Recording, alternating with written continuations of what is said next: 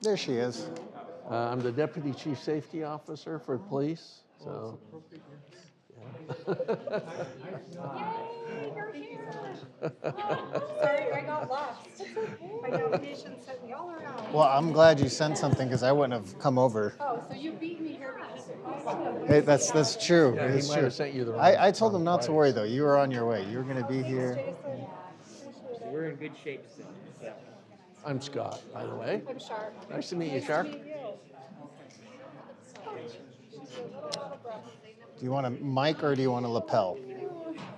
I'm David. Jason Ramirez. David. I know you. Yeah, Yeah. Except you did something different with your. No. This has been my look for a long, Is this long. So this is different. Yeah, Okay. the beard is different. Thank you. So, Yeah, I already misidentified Scott. For joining us. I'm Oh, Kevin. no. He reminded me of somebody else I was telling him. I think I met you before. He's like, well, And dinner if a couple days. You're okay with us well, clipping generally you up don't at the want to top know. here. I mean, you can don't. either open Most students would say they don't want to know me, but I try to avoid Scott at all. If you meet Scott, you're probably in trouble. That's right. There's something bad's happening. Yeah, I hope not. Which UVU threw out, I'll have to loop you in. They just actually threw out a email request. Apparently there's threats going around, active shooter threats. There's some false Oh, active there's some swatting yeah, going on. Yeah. that right now. And so they were trying to check in, and I was like, I don't think we've had anything like that yet. But No, not yeah, not that have come into our phone systems, but yeah, So is that what swatting is? yeah, yeah, the false threats. yeah. Hi, David. Hello. Nice to meet you. I'm Sharp. Hi. All right. I think we're going to get started. Ian's going to kick us off, and then we'll get the conversation going. And these waters are for you all. Great. Thank you. See, I won't even take that. All right, hello everyone. Welcome to today's Hinckley Forum. My name is Ian. I'm a forum host here at the Hinckley Institute of Politics. The Hinckley Institute of Politics is a nonpartisan institute here at the University of Utah. The Hinckley provides an array of transformative experiences for students through internships, forums, and classes. Hinckley Forums seek to foster public discourse and civil debate on the most current and pressing issues, bringing in local, national, and international thought leaders. We want to thank the University Department of Public Safety for partnering with us on this event and give a shout out to Dax Sorensen, a U of U safety ambassador, for his role in organizing this event. Today's forum is titled Keeping You Safe, and we are excited to be joined by some great panelists today. First, we have Jason Ramirez. Jason Ramirez is the Associate Vice President of Student Affairs and the Dean of Students here at the University of Utah. Mr. Ramirez is a member of the Student Affairs Leadership Team and provides supervisory oversight to departments of Student Support and Accountability, Student Athlete Advocates, Student Leadership and Involvement, Fraternity and Sorority Life, the Benyon Service Center, and the Office of Inclusive Excellence. He also serves on various university committees and is the Deputy Title IX Coordinator. Dr. Dave Desatores is the Director of Peace and Conflict Studies Program and a professor at the College of Social Work. Dr. Desatores is in part-time retirement now as professor in the College of Social Work at the University of Utah, where he chaired the practice and mental health programs for many years. He is also a recently retired Director of Peace and Conflict Studies program in the College of Humanities at the University of Utah. Last year, he finished his second term as chair of the Senate Advisory Committee for Diversity, and he is in his second term as co-chair of the University Anti-Racism Committee. Scott Carver is the Deputy Chief Safety Officer of Police Services for the University of Utah Department of Public Safety. Prior to his role as the Deputy Chief Safety Officer of Police Services, Mr. Carver began his law enforcement career as an Ogden beat cop in 1975. He worked most of his career at the Utah Department of Corrections, including working as a parole officer, a prison warden, and a department director. Carver then spent a decade as an undersheriff at the Salt Lake County Sheriff's Office and the Unified Police Department, before joining the Utah Attorney General's Office as a director of training. Char Leary is Associate Director of Advocacy Services for the Center for Student Wellness. The Victim Survivor Advocacy Program is a free, confidential, and compassionate support service for students who are experiencing difficulties with relationship violence, sexual harassment, and/or stalking. A University of Utah alum, she earned her bachelor's and master's degree in social work and holds a certificate in social work. Over the last 20 years, she has worked with adolescents, young adults, and families in a variety of roles, including advocacy and crisis intervention. Today's panel is being moderated by Kimberly Barnett, who serves as a Deputy Chief Safety Officer of Support Services for the University of Utah Department of Public Safety. I will turn it over to her, but first, please join me in welcoming our guests.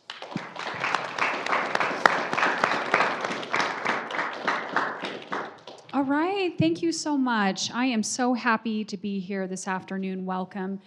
A special thanks to the Hinckley Institute for hosting us today, and of course to our wonderful panel members. I think this is going to be a very interesting discussion.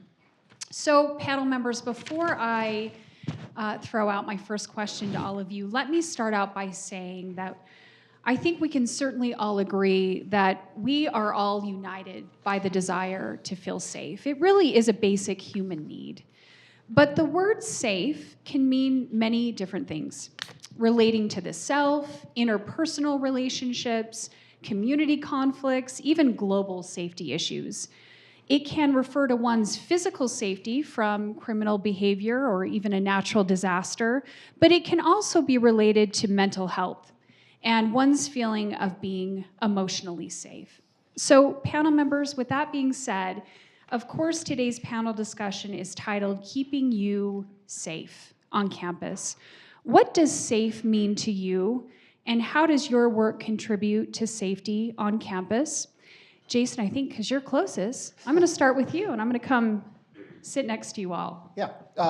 First, thanks everyone for joining us, and thanks for having me. It's an honor to be here. I think obviously physical safety, emotional safety are the two pieces that come up the most when we have these conversations, but I think one that's oftentimes left off that bucket is identity-based safety, is that we all identify and have different lived experiences. Our privilege shows up and manifests in different ways where, if I have financial security and safety, I can buy safety pieces in ways that other people can't. Or if I am, a person who is a minoritized or underrepresented individual, my safety parameters can change in certain areas and demographics as well. And so I think, although that ties a little bit into emotional safety, I think it's a very different classification. And so it's broad and it's contextual. It's based on our lived experiences. It's based on kind of our different representations and identities, and means different things to different people, and is situational.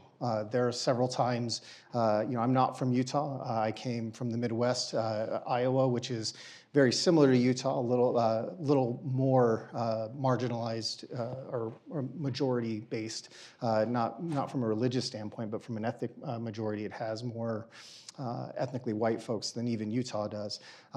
But that being said, there were certain situations where I felt very safe because I was in a very small community that I knew those people, but then moving to cities became much more dangerous for me and in terms of a threat to my safety, if you will.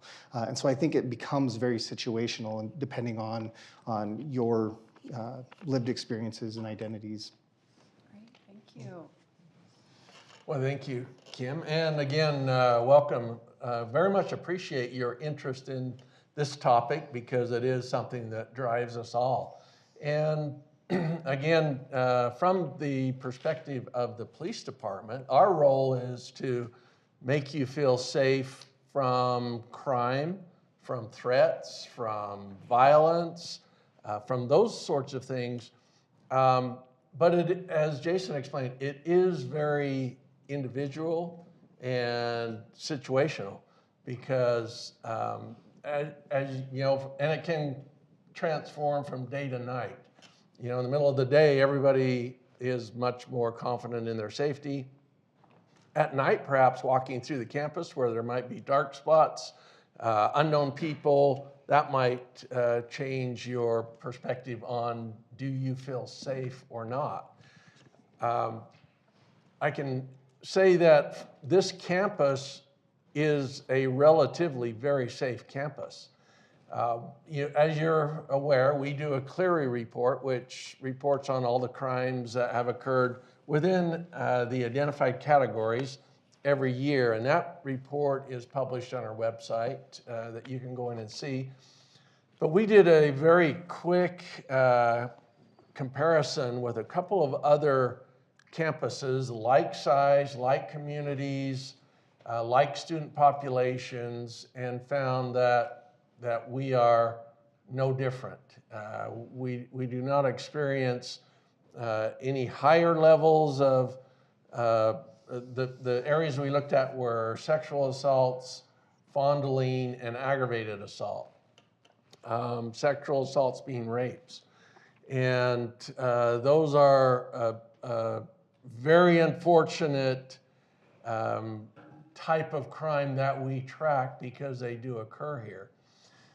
As a result of those, and so the second part of the question is, how does our work help improve the feelings of safety on the campus? So we, along with all the other campus partners, help provide training to students on how to protect themselves, how to avoid situations that could result in problems, how to identify when you are in an unsafe environment and how to get out of that, how to contact resources that are necessary for you, and to enable you to feel more safe. I'll also say that the tragedies of the past, Lauren McCluskey specifically, is the reason I'm here. I've been here for a little over a month now, and when this position was announced, her event was the driving factor for me to apply for this position. I was the undersheriff at the time it occurred for Salt Lake County, and I can say that every law enforcement officer that I knew was appalled at what had happened in her case. And so to be a part of the fix of that was very important to me. When I came here, what I found was every other officer in our office, from Chief Safety Officer Squires on down, had that same perspective. 95% of the officers are new to the department, were not here at the time, but have that very same drive and motive to improve the way the Department of Public Safety responds to threats, responds to complaints, responds to issues on campus here. And that is our motivation. Thank you. Great, thank you. Hi, thank you for having me. Hope you're enjoying your lunch. Really important topic. Safety, I think, is really a nuanced topic. It can be obviously physical first and foremost, but in victim survivor advocacy, there's also so much more. It can impact every area of someone's life, and part of the work we do is to help people to identify the areas where they're being impacted. Sometimes it's even basic needs, right? In order to be safe, they need to give up housing. They do not have access to food, basic needs. And so I think safety obviously is physical, it's obviously really important, but it is so much more, and it's individualized. And I think that that's what I really enjoy about advocacy, is being able to support people to say, what is it that, where is it impacting you? What is the most impactful? Where would you like to start? And then to support them and meet them there. Thank you. I can't say much more after this brain power, but so I'll do it a little bit different. I'll use my 30 seconds. So raise your hand if you're a student. Thank you. Raise your hand if at least once every day you're here, you worry about a shooter and what you do if a shooter came. Does it cross your mind? Thank you. National research would suggest most of you do. Many of people my age do too. Raise your hand if you worry about climate change and that harming you, your children, or grandchildren. Thank you. Raise your hand if you worry about nuclear war, now that we hear this every, Thank you. Right. So even before we come to campus, we don't feel safe, right? And is there any complete safety? Raise your hand if you think there's a space on the planet where there's complete safety. I don't either. right? But we can make it safer, can't we? And these three people can, and they're the folks that you work with, do so much to protect us.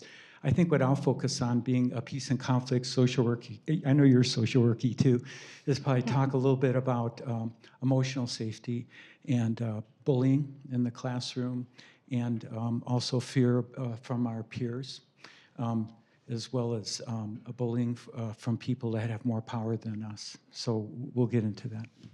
Wonderful. Thank you so much. I hope this is sparking some questions for all of you. Well, let me move on to the next question. What barriers does your department face when it comes to ensuring campus safety? Same order, or if someone wants to go first, we can go. Okay, go ahead. Yeah. And I've thought a lot about this question. Communication is really the key to the solution of most problems that we face. As I arrived here, what I found was all of the campus partners were interested, concerned, and willing to work on making the campus safer. They all had various roles to play in that. They all had a piece of that problem and that topic to take care of, and all were working very diligently in an effort to make all that possible. Because there are so many moving parts, that the communication became more complex. And one of the main issues that we work to solve is solving that communication issue between the partners working on a common goal. And that's ongoing, and everybody understands those problems and work toward it. What we in public safety notice, though, is sometimes that communication from the victim to us doesn't occur. And it could be for a whole host of reasons why, someone might just be embarrassed to report it. They might not know how to report it. They may feel like, well, if I report it, nothing's going to happen. Or there might be retaliation. There's a whole myriad of reasons why that communication doesn't occur. But if the communication doesn't happen, a result cannot take place after that. We cannot solve a problem if we don't know about the problem. So we have established, I think in the audit that I read, there's like 14 ways to report a crime to public safety on campus here. And so one of those ways ought to work, and I know that they've been published and communicated. We are working on our website because there's multiple pages of our website that to the point where it can get confusing. We're trying to streamline that so at least someone can reach out to the website. They can call our 585-2677 number that comes straight to our office. They can report to the Dean of Students, to OEO, to multiple areas around campus. But the main thing is that that report is made so that we can work on it. We have become very victim-centered in our processes. We have victim advocates in-house that are the first people that people reporting a crime will speak to. And we want to make sure that that person is well taken care of, receives the services that they need in an environment that is non-threatening, that is safe and secure for them. So we're trying to overcome the obstacles to safety in Department of Public Safety in those ways. Right, thank you. Anyone else? Barriers? Yeah, I'm going to take it a different direction. And it's a loaded question. So part of me is, I think part of the barriers is we have to do better at listening. I don't think as an institution we're quite there yet to hearing kind of what our students are saying, what our staff and faculty are saying in terms of their safety and what would make them feel more safe.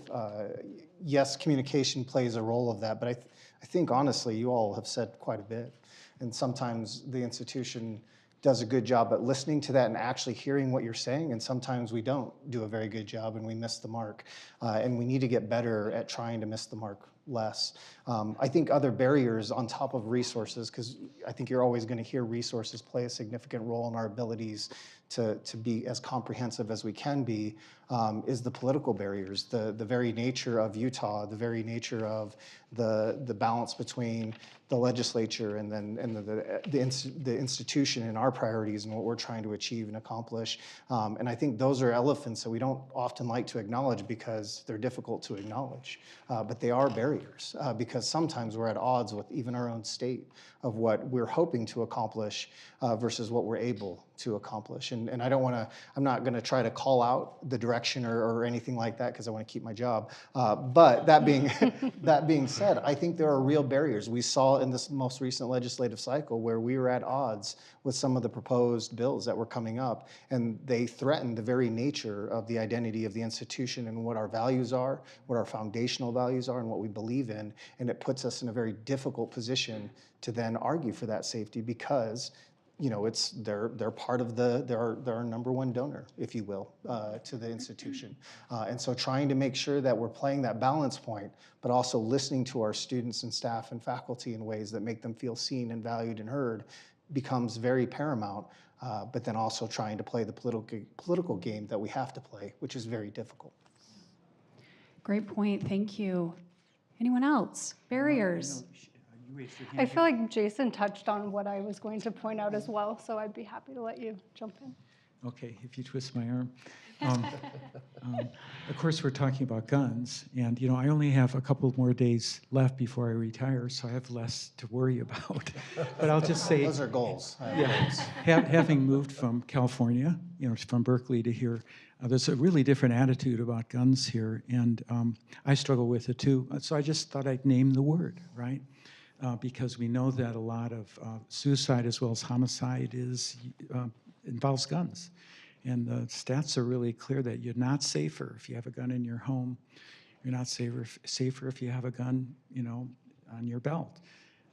But we know there's lots of obstacles to changing that. That probably ain't going to change, right? And I don't have a magic wand. That having been said, I'll mention a couple other things. I've taught here for 33 years. I would say the number one complaint I hear from students, staff, and faculty is that the university seems to have shifted to protecting people who are dangerous and away from people who worry about people who are dangerous. And I can tell you a bunch of horror stories, but I'll just mention one, a student who actually told me that he was afraid he was going to hurt somebody. And all the students in the classes, I had faculty working for me, and the students were afraid of him, faculty was afraid of him, and I could not get anything done. It was like I couldn't even get him out of the class. There was all these rules. There's 12 rules from the federal and state levels that you can't remove a student, right? And so it's not people at the university's fault, it's policy, right? And I also think there's lawyer fear, like of being liable, that we don't talk about very much. But the point is that I wish that we were more oriented towards the safety of the students as well as staff and faculty.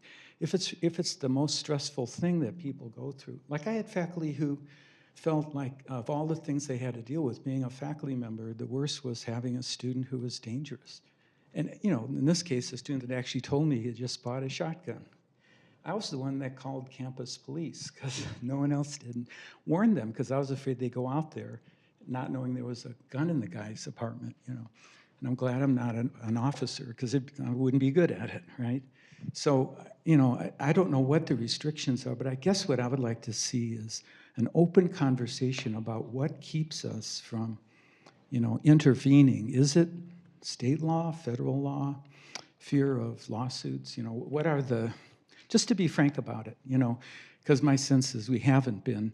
And I've actually asked higher administration when they've come to the two different colleges that, in faculty meetings, like, yes, David. And I said, I'm concerned about this. What's going on? And they would say, well, I don't know what to tell you. Those are the kind of responses I'd hear. So what I got from that is that's not something I feel like I can talk about either, And so I hope we can talk about it, right? And again, I feel like I'm in a position where I can say that. I asked Dak, who called me, can I say the truth? And he said, yeah. And so the truth from my perspective is, can we look at the obstacles to safety? And I know you can't go out. I mean, I work with a counseling center too. And, I know the people that are there say there's many more students that come in, staff and faculty, mostly students now, who are suicidal and homicidal. It's like, it used to be very uncommon. When I first came here in '89, there was some suicidal students. There wasn't students saying, I'm afraid I'm going to harm someone. Now it's every week, right?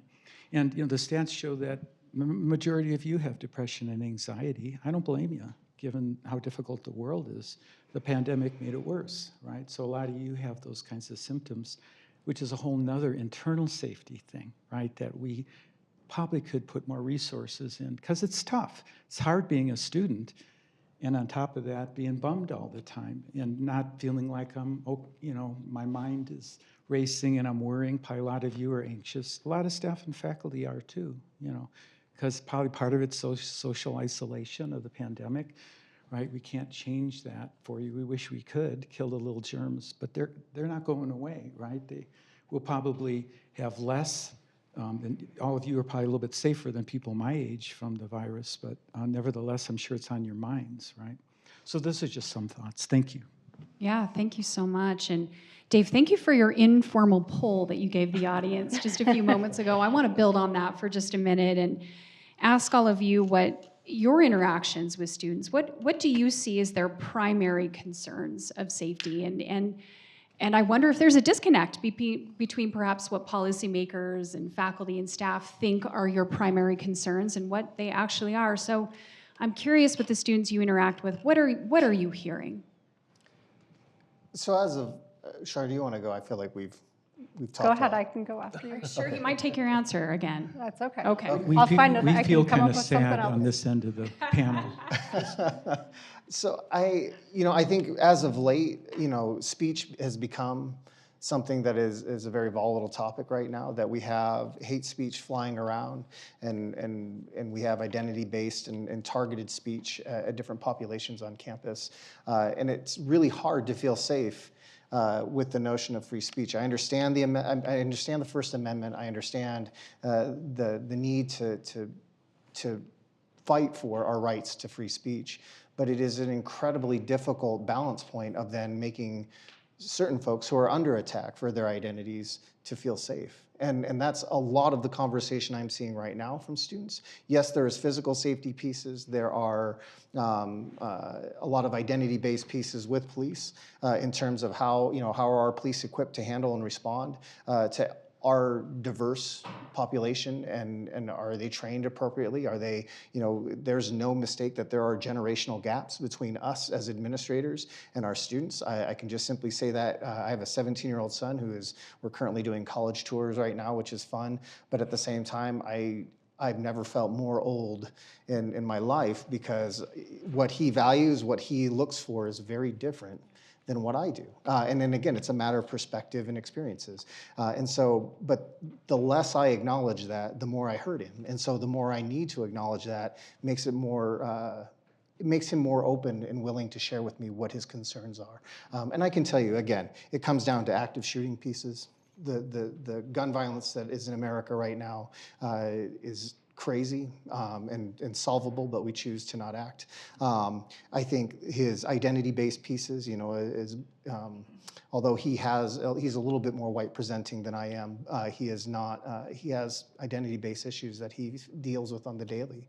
And those are threats to his safety, especially around the speech things. People are willing to just be absolutely horrible, which is crazy to me, that he deals with on a regular basis. And then of course, mental health and access to mental health will always be, I think, something students are facing. Yeah, thank you. Shar, I'm curious, I think out of all of our panelists, you probably get an opportunity to really dive deep with some of our students on what they're thinking and feeling. Unfortunately, Yeah. yes, Yeah. I do, because it's What are you because harm hearing? is happening, and so it's not in a positive way. I'm glad they're getting resources, but they're coming and sharing like the most intimate details often about something that they've gone through and the harm that's been done to them. And so I would say the biggest is they're here as students. We do support students, faculty, and staff, so it's not all students, but in particular with students, there are academic goals, and then this harm has occurred. And it just derails everything and changes the way you walk around campus, the way you may fear people and things around you, and that they're not believed or people poorly responded to them after they disclosed.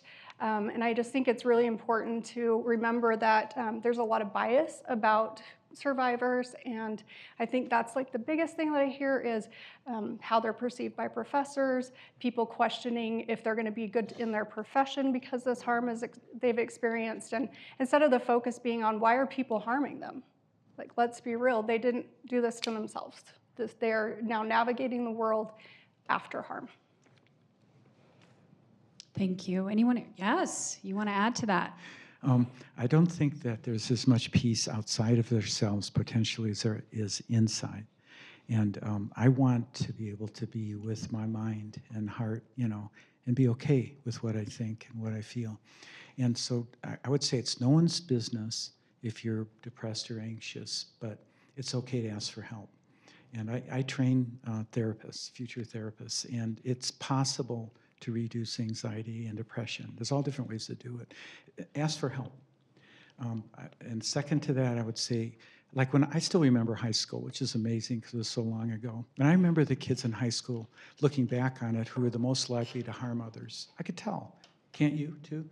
It's okay to, I wouldn't do it every day because we all have tough days. But like if you know of another student that's struggling, talk to them, or if that's not safe, talk to somebody else about it. There's resources. This isn't to get them in trouble. It's just to help them, And I'll say that part of my dissertation when I got my PhD at Berkeley was this program in California where we asked high school kids to identify if they had urges to harm others, including sexual assault, physical assault. And many young people identified themselves, because the idea was they would not be punished and they received help. And who knows how many people, how many problems were averted by that, So I think maybe creating a space at the university where it's okay to say, I'm troubled, I need help, or I'm troubled, I'm afraid I'm going to harm someone else, either myself or, because maybe some of you aren't suicidal, but you're a cutter, or someone who cuts themselves. It's kind of on a continuum, but that's a sign that something's going on, right? And again, I don't think other people's business, you don't have to tell someone else, but if you're struggling with stuff like that, there's some really good counselors at the counseling center, and there's a lot of people that do care, and so I guess that I put in a plug for that kind of inner safety, so that, you don't have to live your life always bumming about what's going on inside of you. Yeah, thank you. I think I have time to throw out one more question, but Scott, did you have anything to add to that, or should I move on?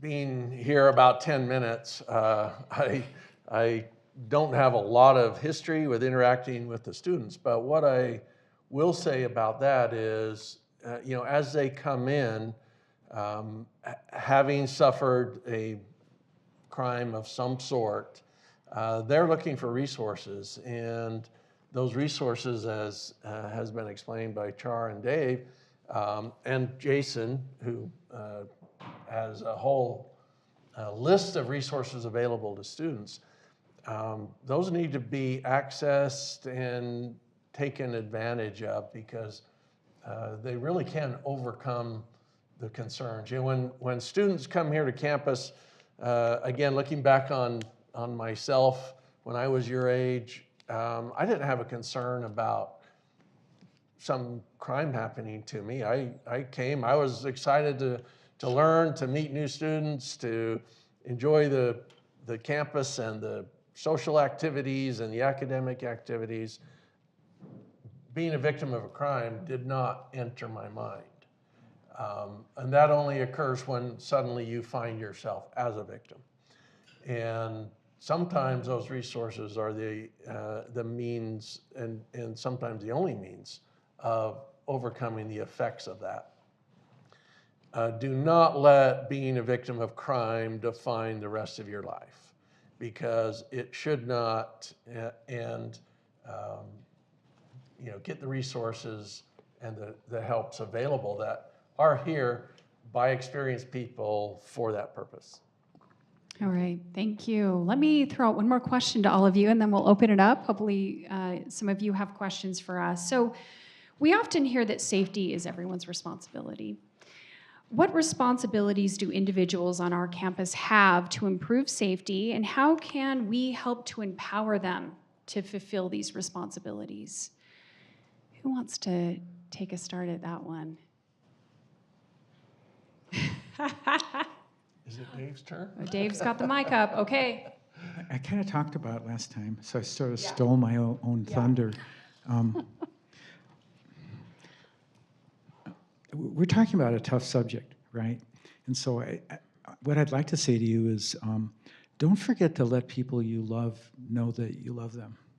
Because at the end of the day, I used to work in hospice with people that were dying, and I'd ask them, what was the best thing about your life?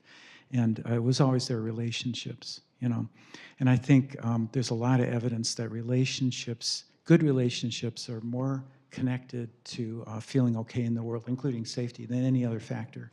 It's more important than money, power, wealth, fortune, fame, So foster those relationships. When I look back at being your age, I made some wonderful friends, and kind of bummed that I moved so many times I lost track of them, So I'd say, make sure you do that. And this might sound corny to you, but I'm not talking about narcissism. I'm talking about loving yourself. It's really important.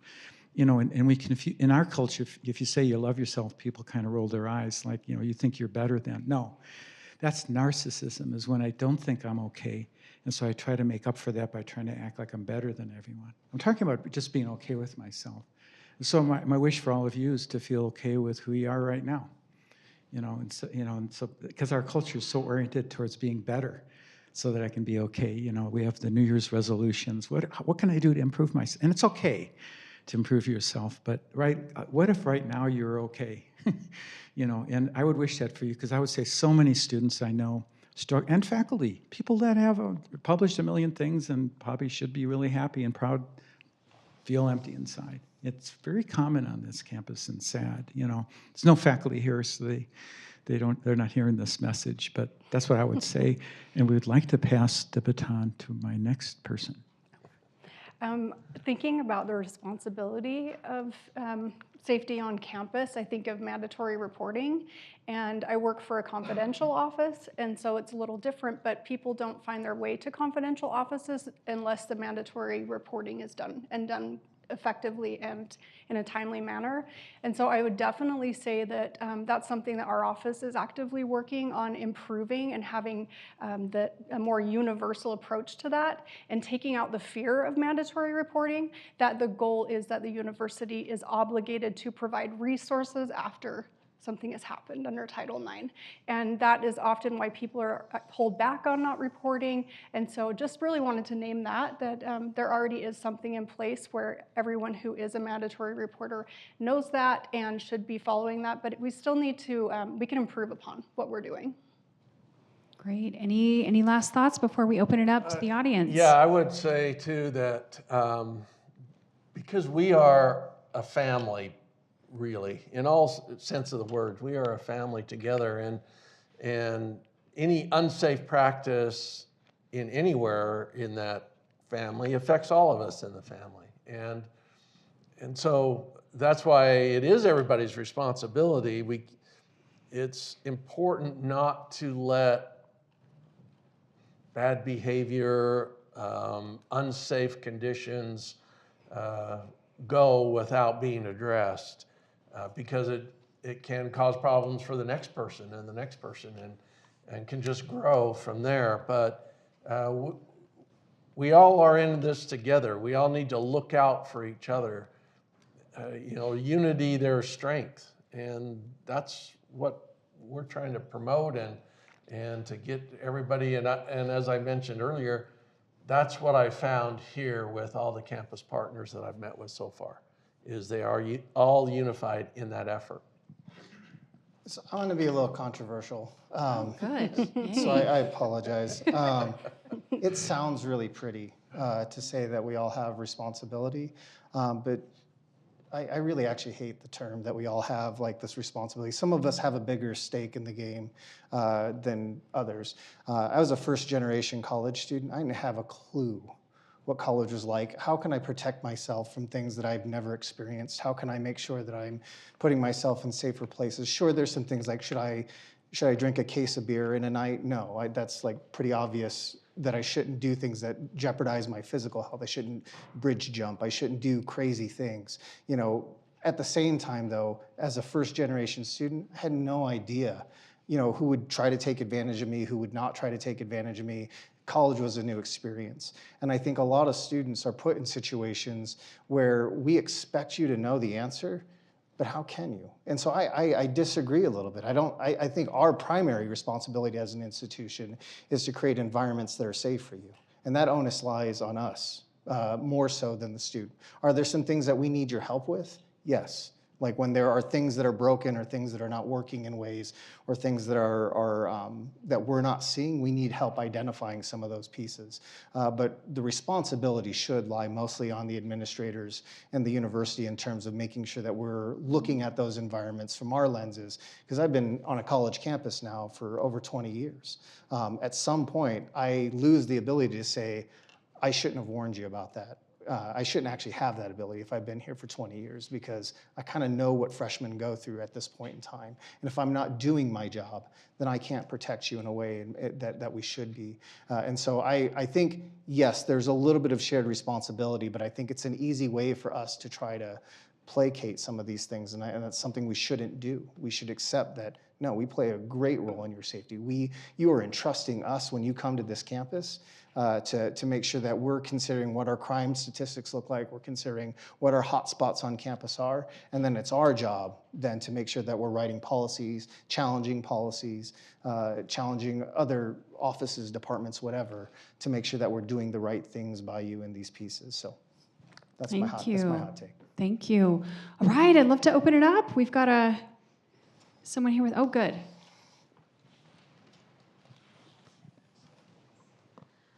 So one of you mentioned, and I don't remember who said this, but kind of just focusing on protecting someone, I think it was Dave, that protecting the person who might be dangerous. And I think this is kind of a widespread idea of kind of, especially with sexual assault, like false accusations and the fear of that. But we see that most of the time, not only are false accusations very, very rare, but also that accusations, even if not false, probably don't affect a perpetrator's life as much as they do the victim's life. So what are some steps that you guys are taking as a university and your departments to make sure that we are taking this victim-based approach and looking at the victim first rather than trying to protect the perpetrator, who probably will be fine? Well, from the police perspective, I can say we take all of the reports seriously, and we do a complete investigation. We make no assumptions that the allegation is false until we can absolutely prove that it is false. And that, what would you call it? View that we need to protect the dangerous student actually reared its head in a case that I just received this morning from Arizona, where that was one of the problems identified in why this crime occurred, very serious crime, was that they didn't take action prior to because they were trying to protect the students. And the FERPA, I think, is the federal law that does that, but it does have a safety clause in it that for safety and security of a campus, you don't have to bend over backwards trying to protect the identity, the information on a student. But we take all those reports seriously. As I mentioned, we have a victim advocate there who will sit down and take all the information from the victim, and then along with a detective, we'll gather all the information that can be, and then we go through the investigative process to determine what comes next, and as a result of that. But we cannot be in a position where we do not take a case seriously. That was the problem that occurred in Lauren's case. It was her complaints were not taken seriously. And So have any changes been made in investigative reporting and the way that the processes that go since Lawrence? And I'm glad you asked that question, because it is completely different than the way it used to be done. We have oversight, we have coordinated communication on every complaint so that there's more than one set of eyes looking at it. It goes through, so the officer will take the initial complaint, the victim advocate then gathers information, the detective then gathers information, the detective sergeant then reviews it, the detective lieutenant reviews it. That didn't happen before. So yeah, we have quite a few processes. Everything is different in how we investigate crimes now and complaints. I want to be cautious of time, but at the same time, I think I want to be careful that we don't, there is a space for perpetrator work, and that needs to be done. We need to not, we need to shift our lens from teaching people how not to get raped to teaching the people that are doing the raping to stop raping people and stop being violent towards people. Yes. And I think that's probably where the bulk of our work and energy is dedicated right now, which I think can be construed as we're trying to protect perpetrators, but it's not. We're trying to educate them and we're trying to change behavior. I think it's too hard to change behavior once the behavior has already occurred. We can only hold accountable at that point in time because we've seen that we don't really change behavior even when we hold accountability. We just hold them accountable. And so I think the perpetrator work, what the MCVP, my friend here sitting up front, is doing becomes ever more paramount, is understanding perpetrators, identifying potential perpetrators, and then doing the appropriate educational pieces to ensure that we're teaching them what the right things are, as opposed to creating a society that allows this thing to happen and then our only recourse is accountability. And so shifting that narrative a hair, not protecting, but again, educating and identifying and being quick to say what the real issue is. It's a men's issue. It's an issue of men perpetrating violence on the vast majority. Not saying that it doesn't happen with women, but the vast majority, it's a men's issue. And then understanding the underreported pieces and then trying to also work towards those scenarios. And so I have lots of thoughts. Happy to chat afterwards. I'll yield. Thank you. Let's move on to the next question. Okay, so I feel like whenever I come to safety events, Lauren McCluskey case is always brought up. And there's always the notion that, yes, the university made a mistake, but we're getting better. But last year in February, we had an international student die, Fan Dong. And last month, the U settled with her family for $5 million. In the report for her death, many of the mistakes that were made were very much resembled the case of Lauren McCluskey, especially when it came to the communication with housing and the police department. So can we really say things are getting better if that's the case? Because Lauren McCluskey happened a year before I entered the U, and Fan Dong died last year. 4 years to get our act together. What really is changing if students are still dying on this campus? I'll address that first. So in that case, there were mistakes made. Again, communication was not timely and was not complete. Just speaking, and I can't speak for HRE, anything else, but I can speak for Department of Public Safety and the police. Once we were made aware that there was an abusive relationship going on and there was potential harm that could occur, we took extraordinary efforts to alleviate and prevent that situation. To the point that we went to the motel where they were staying and got to the point where the next thing we got to do is kidnap her to get her out of here. She was an adult. She refused to leave. She refused all the help that was offered, and there was nothing else that the police could have done at that point aside from drag her out against her will. And of course, we can't do that. I think honest attempts have been made to better systems, and I think more work has to be done. Are we in a better position than we were 4 years from a procedural standpoint, policy standpoint? I'd like to think we've made advances, but are we anywhere close? I would argue no. I would argue that we still have so much more work to do, and can do much more. So I think your critique and review of that is very valid, and I share oftentimes as I'm thinking about policies, procedures, how we respond to crises, how do we account for human error, how do we account for, and human error, I'm saying university error, I should say, not just humans in general. How do we account for university error? How do we better support victims? How do we create atmospheres in which victims are willing to come forward and feel safe that way? Again, is all work that needs to continue to be worked on.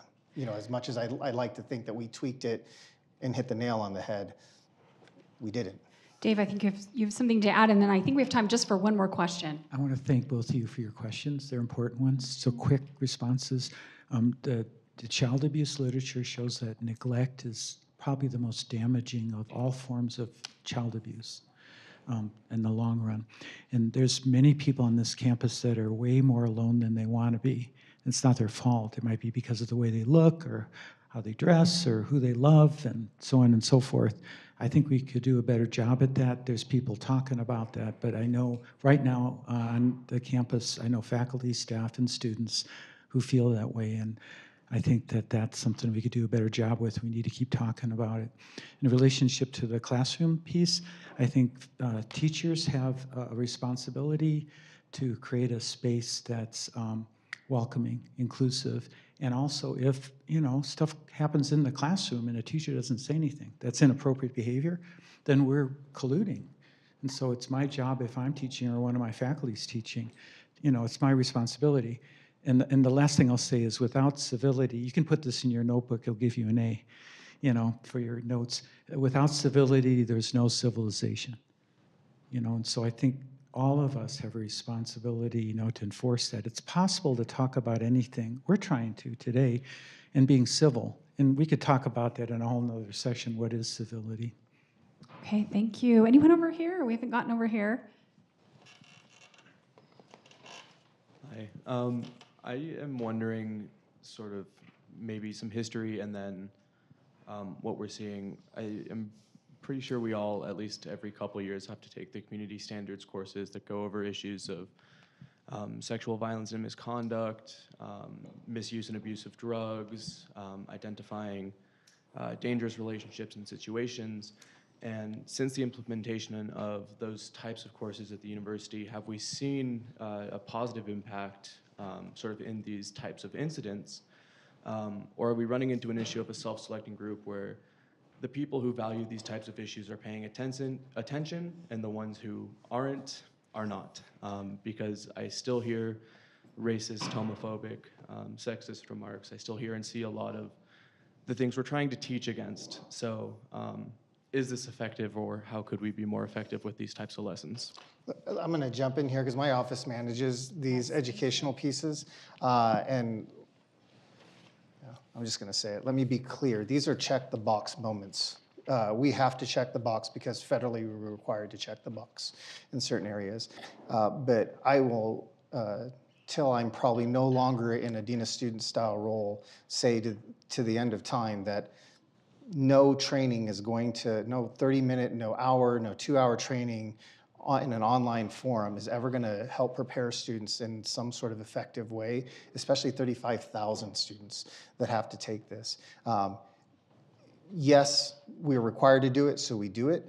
What is more impactful is sitting down with Shara's group and reaching out to Center for Student Wellness to identify populations and do in-person trainings and really have smaller group settings where we can actually engage in dialogue and discussions. I think about our Friday forums where we have conversations with smaller groups of students to engage in some of the racist dialogues that are going on and about in our society right now. Nothing is going to replace kind of the small intensive group work that we can do. But these educational pieces are expected of us and required. And matter of fact, we get punished if we don't do those things. I mean, there's a House bill that requires it. And so yes, we're gonna do those things. And yes, we're gonna try to find, we just switched to a newer company where at least there is a stepping model where your first year educational training in sexual misconduct changes from your second year, from your third year, from your fourth year. So you're not taking the same class every 4 years, but we have so much work to do in terms of, well, we don't even mandate an EDI one. That one is just optional. And so would I love to see curricular-based things added into your all's educational schedule? Absolutely. Is that in my wheelhouse as the Dean of Students? Absolutely not. And so I'll just say that and hope that Dave on his retirement, on his way out, kind of pokes that hornet's nest and tries to get that through the field goal posts. But no, I don't think the educational software has ever been designed to be effective the way that I think we want it to be. I think it's just simply a check the box moment that the federal compliance agencies ask us to do, and that we're gonna continue to try to target populations that are typically deemed high risk or target populations that we know need education and need more intensive dialogue. All right, we're over time. I can't believe it. That went so fast. Thank you again, panel members, so much for your time. Thank you all for attending. Perhaps some people can stay after if you have a few more questions. So thanks again. Thank you. Thank you.